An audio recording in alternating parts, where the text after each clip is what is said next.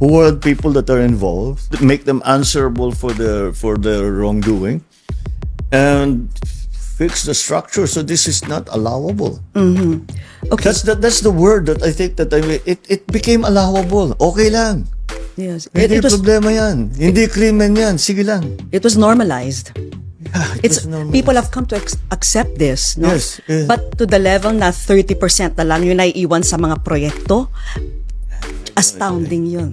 That's the part that talagang hindi ako makatulog pag iniisip ko. Paano tayo nagkaganto? That's why we're really looking forward to this independent body which you will be forming. Yes. And we're just wondering, how powerful will this body be? Will they be able to even investigate the Congress people, the Senate? They will have the subpoena authority powers to investigate anything and anyone. Otherwise, then what they will have, they sasabihin, may sacred cow na naman, o may pinoproteksyonan dahil kasama sa politika, whatever. Pagka nangyari yun, wala rin kabuluhan yung kanilang investigasyon. Okay, Mr. President, pakiramdam ng marami, talagang nalulunod na po tayo sa korupsyon, no? Sometimes, yung mga ordinaryong mamamayan, medyo we ask ourselves, ano bang magagawa natin? Nag-launch po kayo nitong initiative na pwedeng magsumbong directly sa Pangulo, yung mga gusto magreklamo, no? How effective has this been? Since we created the website, we have 12,000 plus already reports that are coming in. And these reports, hindi lang ito... Hindi lang flood control projects. Hindi lang. May mga paving, mga road widening, maraming dumadating. Of course, we started talking about only flood control.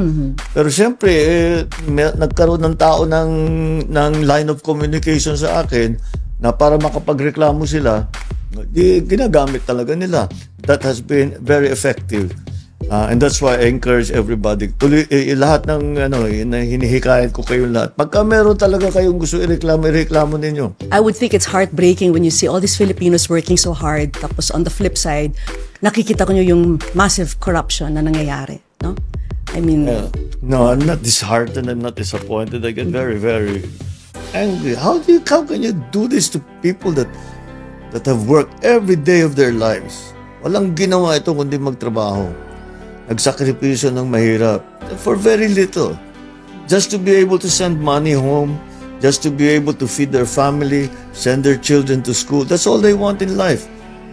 Kukunin nyo pa sa kanila yon para bumili ng Rolls Royce.